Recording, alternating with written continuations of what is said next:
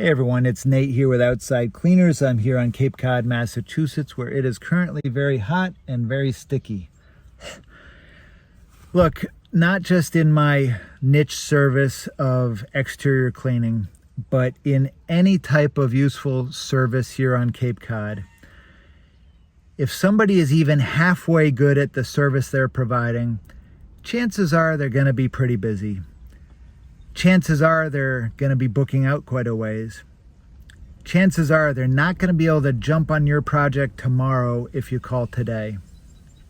That's just the reality of this little economic bubble that we live in here on Cape Cod. We have way more consumers of services than the providers of services can keep up with. And I'm talking across the board, whether it's installation of windows or replacing of decking, or yes, exterior cleaning.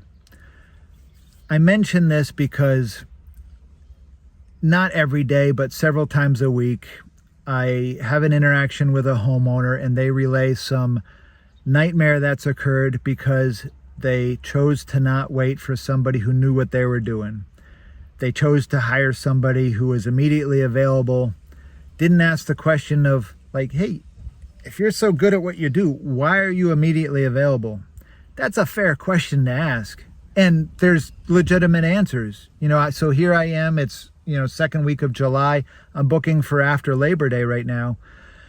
But that doesn't mean that sometimes I don't have an afternoon open up because I finished a job early, or because I was going to wash a roof, but at the last moment, the property owner found out that they had booked an Airbnb rental and now renters are coming in. That happens. And when it happens, there's a good reason for it. But if you call somebody for exterior cleaning and they're available tomorrow, ask why. Look into it, because the damage that can be done to your property through somebody who has no idea what they're doing or is projecting an image of experience that they don't have is significant. So, like I said, I have these interactions not every day, but many times a week. Here's one I'm going to read you through. I'm going to read you this exchange of emails and show you some pictures as an example that we encounter very routinely. This is not rare. This is not unusual. This is common and predictable. All right. I'm going to take out people's names so that I don't embarrass anyone. Hi, Nate. Suggested I contact you. I'm interested in having my deck and patio and maybe my siding cleaned. Can you come over and see it? Great. Happy to help. I got right back to her before the end of the day. I said, sure, I can look at it. It's going to be a week before I can look at it. And just so you know, I'm like a month out at this point. That was back in May. I never heard back from her. I didn't hound her because I assumed that she was going a different direction, that my time frame wasn't acceptable to her needs. I never heard back from her until about a month later. Hi, Nate.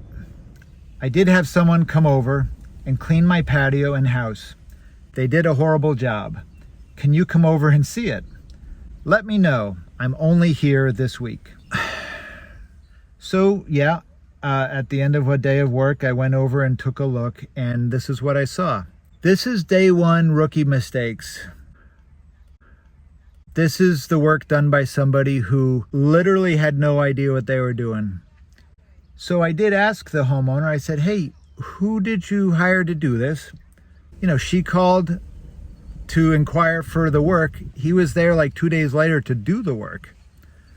I'm not saying nobody good is ever going to be available on a short notice. I am saying it's going to be unusual and it's worth asking some questions about.